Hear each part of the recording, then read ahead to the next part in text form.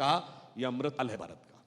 अगले 25 वर्ष के लिए एक बड़ा टारगेट कि जब हम 75 वर्ष से 100 इयर्स पूरे करेंगे तो भारत विश्व की नंबर 1 की अर्थव्यवस्था बनेगा, हम विकसित देश बनेंगे। उन्होंने कहा गुलामी की मानसिकता से अपने को मुक्त करना है, विरासत पे गर्व करना है, इसके लिए सबको कर्तव्य करना है और कर्तव्य सामूहिक रूप से करना है। और आगे क्या बोला?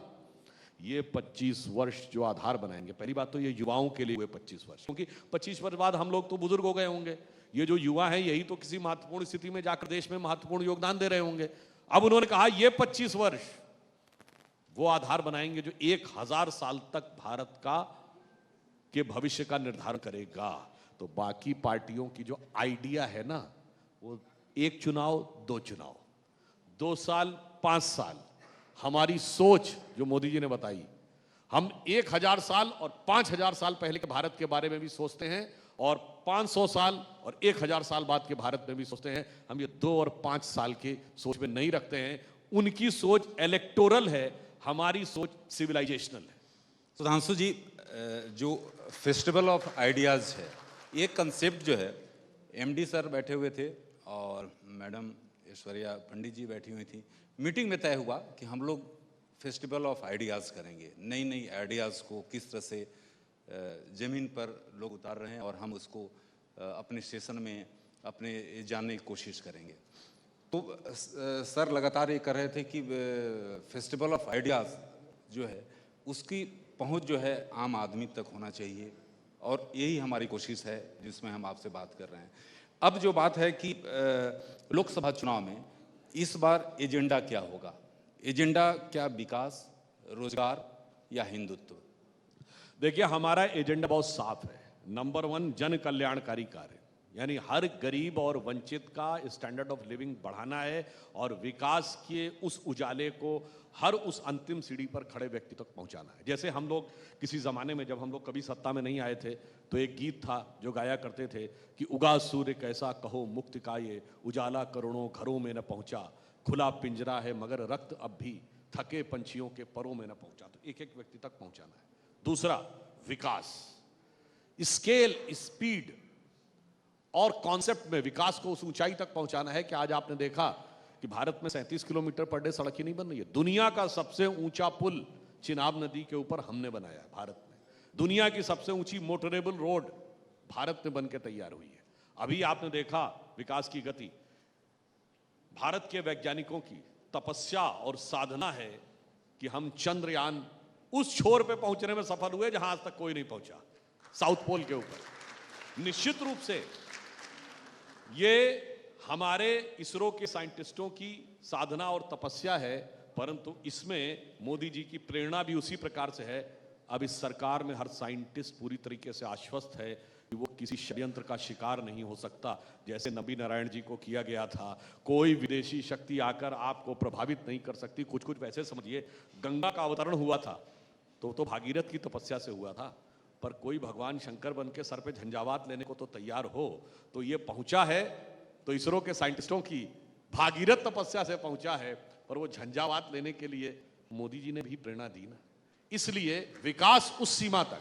And I would like to remind, याद करिए लेट 50s और अर्ली 60s में जब यूएस स्पेस रेस में यूएसएसआर से बहुत पीछे छुटता चला गया था। 57 में स्पुतनिक भेज दिया रूस ने, पहले उसने लाइका फर्स्ट लिविंग एनिमल भेज दिया स्पेस में, फर्स्ट स्पेस में यूरी गैगरिन फर्स्ट मैन भेज दिया। तो अमेरिका में नासा के साइंटिस्ट डिमोरलाइज हो गए थे। तब जॉन एफ कैनेडी ने उनके अंदर एक जोश भरा था, कहा था 10 साल के अंदर हम चांद पे आदमी भेजेंगे। उसी प्रकार 2019 में जब पिछली बार चंद्रयान 2 जरा सा चूक गया था, तो हमारे इसरो के वैज्ञानिकों के मन में जो भी हताशा आया था, उस समय आपने देखा किस आत्मीयता के भाव से मोदी जी ने वो डिसीजन लेकर और उनको प्रेरणा दी और पूरी स्वतंत्रता दी। आपको जो जैसे निर्णय लेना है करिए, तो जाके आज ये स्थिति आई। अब उसके बाद आइए राष्ट्रीय सुरक्षा, बाहरी सुरक्षा हो या आंतरिक सुरक्षा हो। आंतरिक सुरक्षा का मैंने आपको उदाहरण दे दिया। अब बाहरी में मैं एक बात कहना चाहता हूं।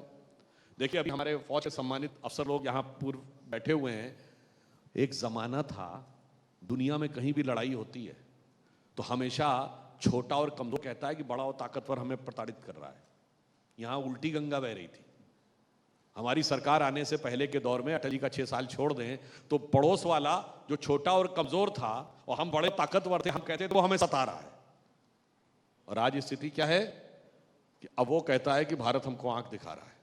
और इतना ही नहीं, आपने देखा चंद्रयान की तारीफ पाकिस्तान में हो रही है। ये कैसे हुई?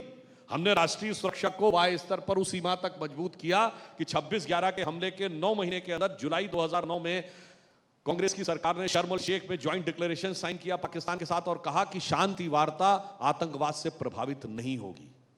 हमने क्या कहा? हमने कहा शांति वार्ता आतंक के साथ नहीं होगी। Terror and talks can't go together. और पिछले 9 साल, एकमात्र 9 साल में हमने कोई वार्ता नहीं की। सुरक्षा और दूसरा आत्मगौरव। अरे कोई भी देश महान कैसे बन सकता है जब तक उसको अपने कॉन्सेप्ट के ऊपर, अपनी विरासत के ऊपर गर्व ना हो, अपने आइडिया पे गर्व ना हो। और वो देश जिसने पूरी दुनिया का ज्ञान विज्ञान में एक दौर में नेतृत्व किया हो, वो, मैं सिर्फ एक बात कहना चाहता हूं। देखिए, आपको पता है दुनिया में इतना बड़ा चेंज कहां से आया था? पूरी जो यूरोप में रिवॉल्यूशन आई, रेनेसां, किसके आधार पे आई? वही सिर्फ भारत की वजह से आई। कैसे? जब 1469 में कॉन्स्टेंटिनोपल, जो आज टर्की की राजधानी इस्तांबुल है, उस पर तुर्कों का कब्जा हो गया, तो यूरोप को लगा भारत के साथ व्यापार करने का लैंड का रूट ही बंद हो गया। तभी कोलंबस निकला भारत खोजने, तभी वास्को डिगामा निकला भारत खोजने, क्योंकि सबको पता था भारत के बगैर हमारा गुजारा नहीं हो सकता, हमारा विकास नहीं हो सकता। इतने आइडियाज जिस देश के पास रहे हों और वो देश हर चीज में बस विदेश से लेता रहे, तो उस पर भी गर्व होना चाहिए। तो हम चारों चीजों पे, यानी जन कल्याण, विकास, सुरक्षा और आत्मगौरव, चारों को लेकर आगे बढ़ेंगे और नए भारत का मार्ग प्रशस्त करेंगे। सुधांशु जी, क्या राष्ट्रवाद एक मुद्दा होगा? राष्ट्रवाद को लेकर लगातार जो है आपको घेरने की भी कोशिश की जाती है। यह प्रश्न अपने आप में विडंबनापूर्ण है कि आज ये पूछना पड़ता है कि भारत में राष्ट्रवाद मुद्दा होगा। राष्ट्रवाद तो ऐसा विषय होना चाहिए इस पर कोई किंतु परंतु की गुंजाइश ना हो। इस पर भी लोग दो प्रकार के मत रखते हैं। ये भारत में दुर्भाग्य है। आप बताइए, अभी अमेरिका ने पिछले साल अमन अल जवाहिरी को मारा। कितने अमेरिका के पॉलिटिकल पार्टीज ने कहा मुझे सबूत चाहिए। ओसामा बिन लादेन को मारा तो कितने लोगों ने कहा कि हमें सबूत चाहिए। हमारे यहां जब बालाकोट की स्ट्राइक हुई, एयरफोर्स ने प्रेस कॉन्फ्रेंस की, किसी नेता ने या मंत्री ने नहीं की। उरी की सर्जिकल स्ट्राइक में डायरेक्टर जनरल मिलिट्री ऑपरेशन ने प्रेस कॉन्फ्रेंस की। तो कैसे कैसे शब्द बोले गए, सबूत नहीं। क्या कहा गया? नहीं, वो बिल्डिंग गिरी थी कि पेड़ गिरे थे, वो 30 मरे थे कि 300 मरे थे, यहां तक कहा गया आदमी मरे थे कि कौवे मरे थे। मतलब आप सोचिए, ये जो नैरेटिव है, उस नैरेटिव को का पूछा जाना अपने आप में दुर्भाग्यपूर्ण। पर मैं कहूंगा 21st सेंचुरी की जो यंगर जनरेशन है, now they are intelligent enough to understand कि राष्ट्र और राष्ट्रवाद किसके साथ खड़ा है। राष्ट्र सदैव राष्ट्रवाद के साथ रहता है। जब तक राष्ट्रवाद के साथ आप खड़े थे, कभी गांधी जी के जमाने में जनता आपके साथ थी, आप छोड़ते चले गए, जनता हमारे साथ आती चली गई। सुधांशु जी, आप उत्तर प्रदेश से आते हैं। उत्तर प्रदेश ऐसा कहा जाता है कि दिल्ली, जो भी सरकार दिल्ली बनती है, उत्तर प्रदेश से होकर बनती है। कल अखिलेश जी भी यहाँ आए थे। उन्होंने कहा कि इस बार बीजेपी की स्थिति वहाँ पर गड़बड़ रहेगी। लेकिन जिस तरह से राहुल गांधी, प्रियंका गांधी को मैदान में उतारने की फिराक में, जिस तरह से जो वहाँ पर कांग्रेस के नवनियुक्त अध्यक्ष हैं, उन्होंने कहा कि राहुल गांधी अमेठी से चुनाव लड़ सकते हैं। कितनी बड़ी चुनौती मानते हैं? राहुल गांधी क्या भारत जोड़ो यात्रा के बाद मजबूत हुए हैं? क्या मानते हैं आप? देखिए, मैं स्पष्ट करना चाहता हूं कि राहुल गांधी जी की भारत जोड़ो यात्रा का ना भाजपा से कोई मतलब था, ना नरेंद्र मोदी जी के विराट व्यक्तित्व से मतलब था। वो उन विपक्षी दलों को आईना दिखाने के लिए थी, क्योंकि जिन बहुत से विपक्षी नेताओं के मन में ख्वाब बुलबुलाने लगे थे ना कि वो विपक्ष के मुख्य नेता बन सकते हैं, जिसमें तेलंगाना वाले केसीआर जी भी थे, ममता बनर्जी थी, अखिलेश यादव जी भी थे, केजरीवाल जी थे, नीतीश कुमार जी थे, शरद पवार जी थे। सबको कांग्रेस ने हैसियत दिखा दी, देखो भैया कश्मीर से कन्याकुमारी तक हम हैं, तो तुम हो कहां भाई एक राज्य के अलावा। और आप दूसरी बात देखिए, कांग्रेस अविश्वास प्रस्ताव क्यों लेके आई? सब दलों को हैसियत दिखा दी, देखो भाई मुकाबला तो हमसे है, तुमको तो 5-5 मिनट बोलने को मिला, मेन तो हम बोल रहे हैं। तो ये सारी राहुल गांधी जी की यात्रा केवल विपक्ष में कांग्रेस की अप्रासंगिक होती हुई भूमिका को स्थापित करने के लिए थी। इसका पार्टी, भाजपा, मोदी जी, इससे कोई मतलब नहीं। अच्छा, उससे कोई और मतलब संयोग से जी, अब मैं ये कहूंगा, वो जीत गए कर्नाटक। अब आपको लगता है कर्नाटक जीत से सबसे ज्यादा धक्का किसको लगा होगा? किसको धक्का लगा? अरे वही जो सब ख्वाब सजोए बैठे थे कि वो कांग्रेस तो कमजोर हो रही है, अब नेता हम होंगे।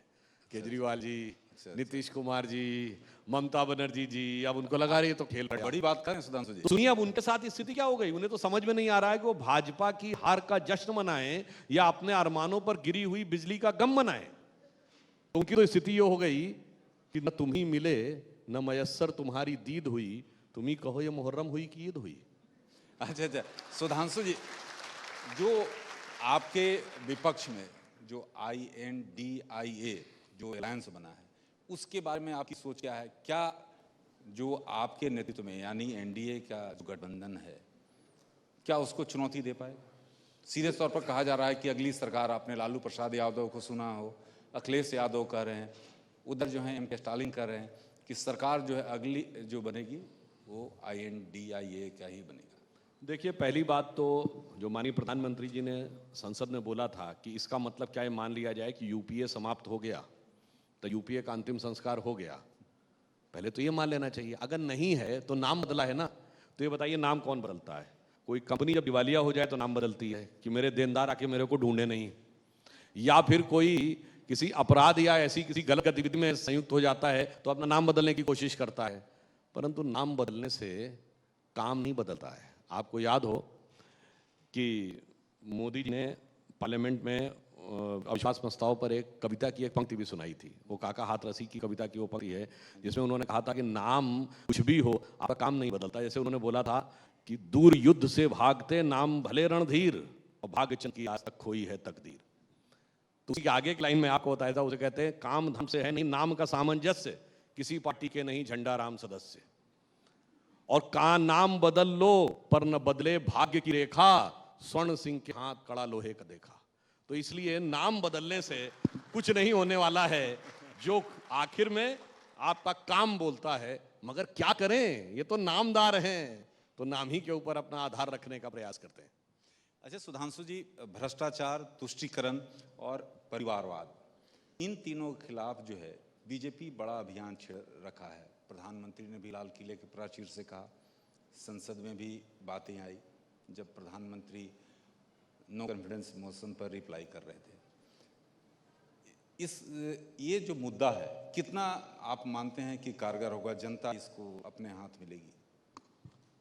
देखिए, मैं तीनों बिंदुओं के ऊपर दो दो पंक्ति में उत्तर देने का प्रयास करूंगा। भ्रष्टाचार ने इस देश को सबसे ज्यादा क्षति पहुंचाई है। यदि ईमानदारी से कार्य किया गया, जैसे उदाहरण के लिए आपको पता है मनरेगा और अन्य योजनाओं में कुल मिला के 10 करोड़ से ऐसे लोग पाए गए भिन्न भिन्न योजनाओं में जो एग्जिस्ट ही नहीं करते थे। ये पैसा कहां जा रहा?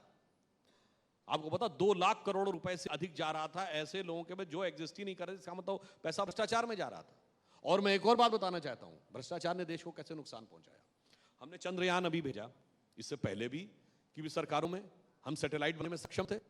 पर बताइए, जो देश सैटेलाइट बना सकता वो फाइटर प्लेन नहीं बना सकता। ये बात लॉजिकल लगती है क्या? अब आप बताइए, हम मिसाइल बनाते थे, ऐसी बात नहीं, शॉर्ट रेंज मिसाइल हमने राजीव गांधी के जमाने में ही बनाई। इस समय तो हम मिसाइल एक्सपोर्ट करने लगे। हम इंटरमीडिएट रेंज मिसाइल नहीं, inter continental ballistic missile ICBM भी बना सकते थे, पर एसॉल्ट राइफल नहीं बना सकते थे। ये बात तर्कसंगत लगती है क्या? तो सिर्फ मोदी जी ने ही आकर क्यों शुरू किया डिफेंस प्रोडक्शन?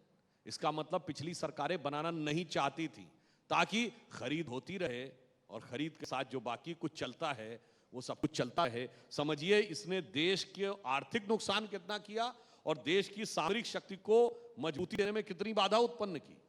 दूसरा, आप परिवारवाद की बात कहते हैं तो देखिए क्या होता है, बहुत से लोग कहते हैं परिवार और परिवारवाद में अंतर है, जैसे पूंजी और पूंजीवाद में अंतर है। पूंजी सबको चाहिए जीवन यापन करने के लिए, धन तो पैसा चाहिए ही, पर पूंजीवाद क्या है, सारा मेरे पास। किसी व्यक्ति के परिवार का व्यक्ति कोई राजनीति में नहीं आएगा ये नहीं कहा जा सकता, पर मेरे ही परिवार का शासन रहेगा। वो क्या है, जैसे आप सबको ध्यान हो अगर कि भारत अपना गणतंत्र दिवस 26 जनवरी को क्यों मनाता है? क्योंकि 26 जनवरी 1930 को लाहौर कांग्रेस अधिवेशन में पूर्ण स्वराज का प्रस्ताव पारित किया था रावी के तट पर कांग्रेस ने, इसीलिए 26 जनवरी को रिपब्लिक डे तय किया। मगर उसमें अध्यक्षता किससे किसको मिली थी? मोतीलाल नेहरू जी से जवाहरलाल नेहरू को, और 2023 में उन्हीं के हाथ में। ये होता परिवारवाद। जैसे प्रधानमंत्री जी ने कहा अमृतकाल, तो ये बताइए आप में से कोई बता सकता है 2047 में भाजपा का अध्यक्ष कौन होगा? भाजपा का नेतृत्व किसके पास होगा? कौन बता सकता? मगर इन सारी पार्टियों में बिल्कुल आप दावे के साथ कह सकते हैं कि यदि ये पार्टियां रहीं तो 2047 में भी इनका नेतृत्व हम परिवार के ही हाथ में होगा। ये होता है परिवारवाद, और जिसकी वजह से जो देश के युवा है उसको आगे बढ़ने में समस्या। और दूसरा, मैं तुष्टीकरण की बात करता हूं। देखिए, ये एक ऐसा षड्यंत्र रचा गया भारत के खिलाफ। मैं सिर्फ एक उदाहरण देना चाहता हूं आपको। बताइए कि अगर यह बात कहते हैं तुष्टीकरण की बात, तो सिर्फ एक ही के लिए क्यों? इस देश में, मैं ये बात पहले भी कह चुका हूं, ये बताइए सबसे पढ़ी लिखी कम्युनिटी कौन है? मोस्ट एजुकेटेड पारसी, जोरोस्ट्रियन, 0.1% की माइनॉरिटी है। सबसे ज्यादा फाइनेंशियली स्ट्रांग और इनकम टैक्स देने वाली कम्युनिटी कौन है? जैन, ये भी 1% के आसपास की माइनॉरिटी है। सबसे ज्यादा एंटरप्रेन्योरशिप कम्युनिटी कौन है? सिख, 1.8% की माइनॉरिटी है। भैया, सब तो आगे बढ़ रहे हैं, अब जो माइनॉरिटी में प्रचंड मेजॉरिटी है उसी को लगता है कि हमारे साथ समस्या है, और वो पढ़ाई में भी पीछे, लिखने में पीछे, सारी चीजों में पीछे। उसका कारण और कुछ नहीं है, ये 60-70 साल से उनके दिमागों में, मतलब साफ साफ मैं कह रहा हूं, मुस्लिम समाज के दिमागों में भरा गया और उनको कट्टरपंथी लोगों के साथ जोड़ के रखा गया। इसीलिए मैं एक उदाहरण देना चाहता हूं। 2002 में डॉक्टर कलाम को राष्ट्रपति बनाया। आलमे इस्लाम में डॉक्टर कलाम से बड़ा साइंसदान नहीं पैदा हुआ है, और मैं कह सकता हूं पिछले 500-700 साल में पैदा हुआ है। जब से कभी बगदाद का कुल हिकमत रहता होगा उस जमाने के बाद से, उसको सारे सेक्टर उसके खिलाफ हो गए। एड़ी चोटी का जोर लगाने लगे कि कलाम साहब राष्ट्रपति नहीं बनने चाहिए। 15 अगस्त 1947 को पहली शहनाई लाल किले पे किसने बजाई? उस्ताद बिस्मिल्लाह खान ने। उनको भारत रत्न कब मिलता है? 2001 में, अटल जी की सरकार में। 50 साल तक कांग्रेस को याद नहीं आई। उनको अच्छा और सच्चा मुसलमान अच्छा नहीं लगता है। वीर अब्दुल हमीद की शहादत की 50वीं वर्षगांठ 2015 में हुई, कौन गया सेक्युलरिज्म वाला? प्रधानमंत्री जी ने उनको पूरे परिवार को बुलाकर, उनकी पत्नी भी थी, सम्मानित किया। तो उनको अच्छा और सच्चा मुस्लिम अच्छा नहीं लगता है, अपराधी और आतंकवादी अच्छा लगता है। इसलिए जानते हैं मुसलमानों की गति क्यों हुई? वो गति इसलिए हुई कि उनको ये समझाया गया कि मुझे तुमसे बड़ी मोहब्बत है, और फिर ये भी समझाया गया वो बीजेपी आरएसएस को तुमसे बड़ी अदावत है। और वो अदावत और मोहब्बत के जाल में ऐसे फंसे कि किसी को किसी की मोहब्बत ने मारा, किसी को किसी की अदावत ने मारा, शराफत अली को सेकुलर सियासत ने मारा। सुधांशु जी, एक आखिरी प्रश्न है। Idea of India for BJP has also evolved, ये सवाल है आपसे।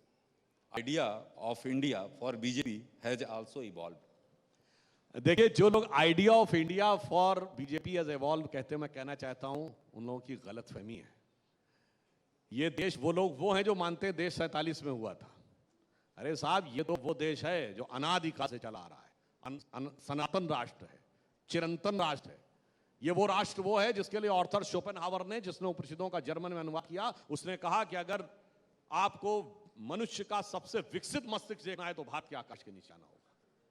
ये वो है जिसके लिए एनी बेसेंट ने कहा कि दुनिया का सबसे साइंटिफिक और सबसे फिलोसॉफिकल, सबसे कंपैशनेट थॉट जो है वो भारत में आके मिलेगा। बताएं आइडिया ऑफ भारत क्या है?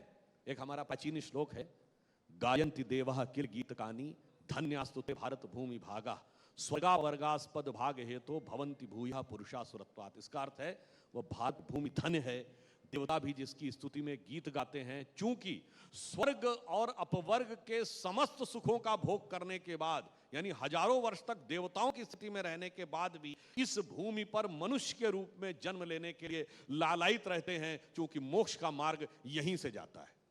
और आइडिया वो है जो श्री अरविंदो ने कहा था कि पूरे शरीर में जो स्थान आत्मा का होता है वो इस विश्व में स्थान भारत का है। और आइडिया वो है, और उसको कैसे मोदी जी ने चरितार्थ किया, मैं छोटा सा उदाहरण देना चाहता हूं। उन्होंने आकर जब इंटरनेशनल योगा डे शुरू किया, 170 से अधिक देश उसके सपोर्टर नहीं बने, सेकंड प्रपोजर बने। यूएन में आज तक कोई ऐसा रेजोल्यूशन नहीं, 170 से अधिक देश सेकंड प्रपोजर बने, इसमें 40 से अधिक मुस्लिम देश भी थे। और अभी आपने देखा लास्ट जून में जब मोदी जी ने यूएन हेडक्वार्टर्स के ऊपर योगा किया, 135 देशों के रिप्रेजेंटेटिव थे। This is a positive compassionate motivating effect of India over the entire world. एक एक व्यक्ति जब योग करता है तो वो भारत की उस आइडिया से प्रभावित होता है।